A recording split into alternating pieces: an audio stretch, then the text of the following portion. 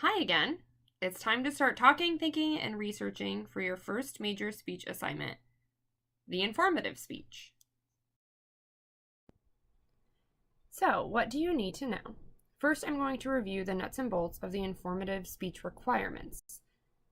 So, the first thing I want you to know is that the due date for this speech is going to be Friday, October 26th. So, put that date down on your planner or your e-calendar or however you manage your time and schedule so you know that that is going to be the due date of the informative speech. The week of speeches, you will be needing to turn in a full speech outline, which will include a reference page at the end of your outline. And that is something that I have examples of on Cobra, and I'll make sure to link to this unit as well so that you can just utilize the outlines that are already there and put together for you, but obviously you're going to want to fill them in with your own information. And then you're also going to be wanting to work on a keyword outline or your speaking notes or putting together a keyword outline. That way they can influence your speaking notes because you're either going to be able to use your keyword outline or I will allow you to use note cards instead of a piece of paper to give this speech. All of the speeches moving forward are going to need to be 5 to 7 minutes long, so you will get a bit more time to do these speeches. And obviously, if you're submitting a video to me, they will be timed because I'll be able to see that on the video, or if you're in the presentation center, somebody will be taking time for you. And a few things, I know that I've gone over these a million times, but you have to do these things in order to pass this speech. I was a little lenient with the introduction speech because it wasn't one of the speeches that's required by the state of Illinois. However, moving forward, I am going to be strict on all of these requirements. And if you are missing any of these requirements, I will not even look at the rest of your speech. I will just turn it back around to you and it will be considered late and you will have to redo it again. So do keep these things in mind. Moving forward, for all of the speeches, you have to have an audience of 8 adults. An adult is anybody that is considered 16 and over. You also need to show your Parkland ID at the beginning of the speech. That way I can confirm that you are who you say you are. I had a few questions about this. I'm okay if you use another ID that has your name and face, but please make sure that it just doesn't have any other identifying information on there, like your driver's license number or your address or anything like that. Since we are sharing these with classmates, I just want to make sure that you just have your name and face. That way we don't have lots of your personal information available to us. You do need to utilize a professional space. So again, a professional space could be a library room that you rent, which are free, or a conference room, or maybe somewhere at your work that you can utilize to give this speech. You cannot use your home or another home or a vehicle or anything like that to do your speeches. And then again, your video and your audio must be great. This is especially important if you're recording on your own. I need to be able to both see and hear your video well. Your audience must be in the video if you are recording this on your own. So make sure that when you set up the camera, and I do have a lecture on this, so if you didn't listen to it or you tuned out or you just didn't make it through that lecture, go back and review these requirements again. But the audience must be in the video, and then it still must also be on you. So you're going to want to set up the camera in a place where I can see both your audience the full time, and I can see you the full time, and I can hear you. And check the presentation center hours now so you can plan accordingly. Utilizing the presentation center is a great way to get some practice in.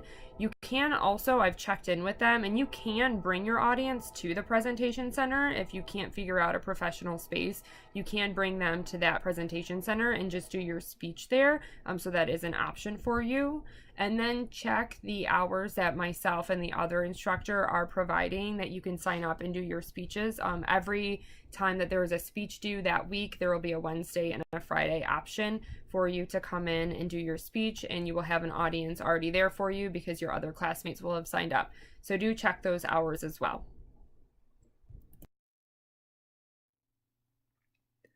Over the next few weeks, we'll be working towards building components of your speech. Here's an overview of what you should be thinking about working on and what you should be working on. The first thing is your topic. You will absolutely have to have a topic before you can move forward with the rest of this.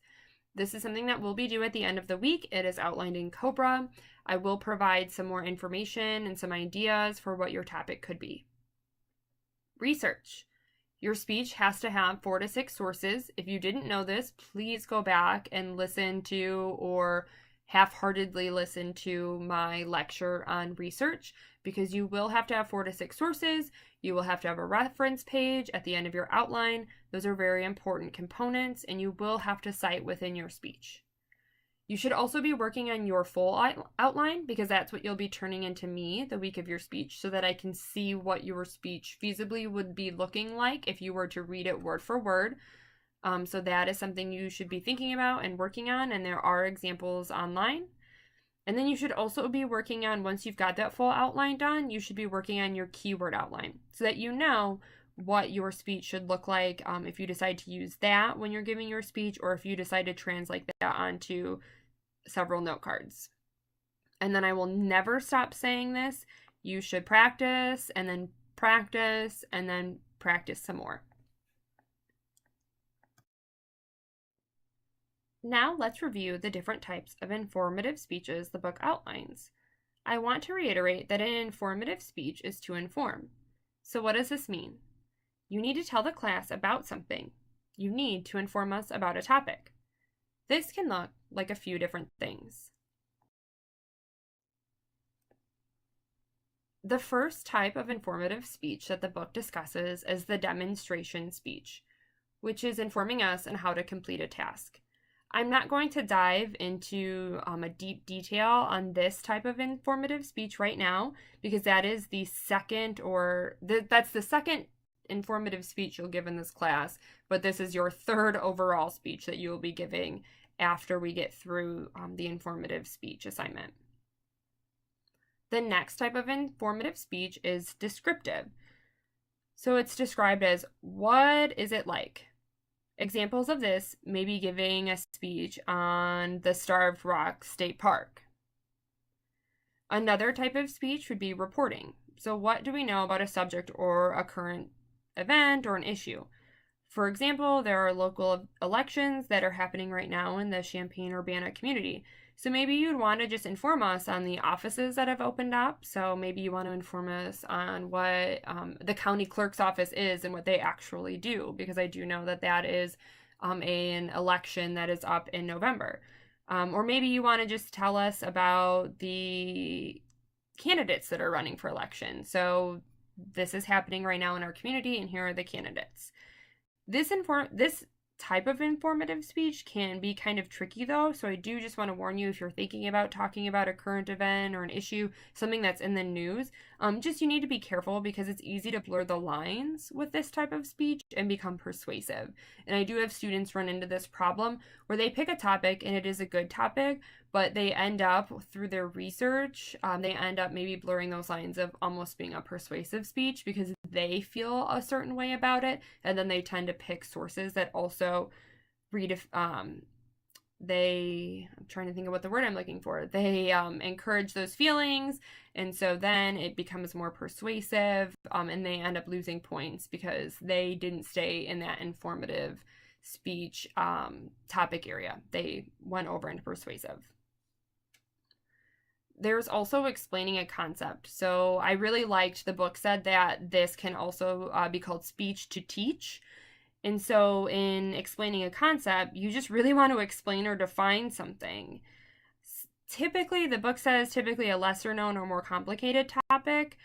So some examples I thought of might be giving a speech on how terraforming on Mars works, or maybe what the process of recycling looks like. It doesn't have to be incredibly complicated, but really we recycle every day, but nobody actually talks about what that process looks like. So that might be an interesting thing to talk about and inform your audience on.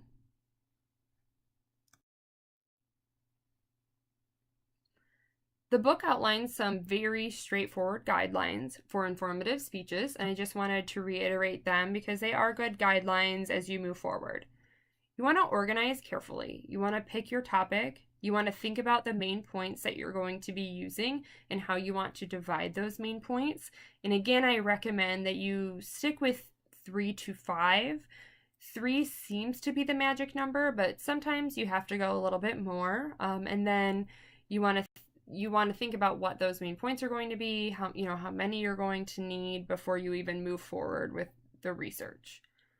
You should also personalize your material. I always recommend that students pick topics that are very personal to them, that mean something to them, that's something that interests them, because it's going to be a lot easier to personalize your material. When you listen to speeches, we did the discussion forum on speakers that you thought were really the best or really, great speakers. And a lot of you said that they were really relatable. And so thinking about how you can be relatable and personalize your material is important. You want to choose your words wisely, build in repetition, which is something that we discussed earlier when we were talking about language. And then you just want to be interesting. You don't want to be somebody who picks a topic because you needed to pick a topic, because nobody's going to listen to you. I've listened to topics that I thought were going to be kind of boring. Like, for example, somebody did a speech on clowns. And I thought that that was going to be really weird and not that interesting, but it was something they were very interested in, and the dynamic completely shifted. And learning the history of and the different types of circus families and things like that was actually really neat. And so think about those things. Again, if it's something that you can personalize, if it's something that you're interested in, it's going to come through to your audience, and it's going to make a much better speech.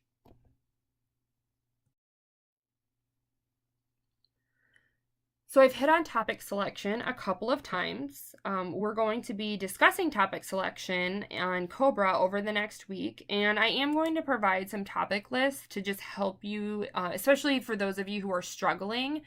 For this specific assignment, the sky's the limit on topic selection. I'm not going to tell you that you have to pick something in this specific wheelhouse. I'm letting you pick your own informative speech topic because I want to make sure that, again, it's something that is interesting to you. It's something you want to be learning more about, not just something where you're checking a box.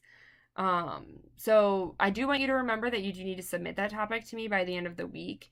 And I wanted to give you a couple of things to think about as you are trying to pick out your topic. I want you to be thoughtful about your topic, and I want you to be considerate about your topic. Again, thinking about, we go back to language, and we go back to the very beginning of the book and the beginning of this course, and we want to think about our audience and different cultures and things like that.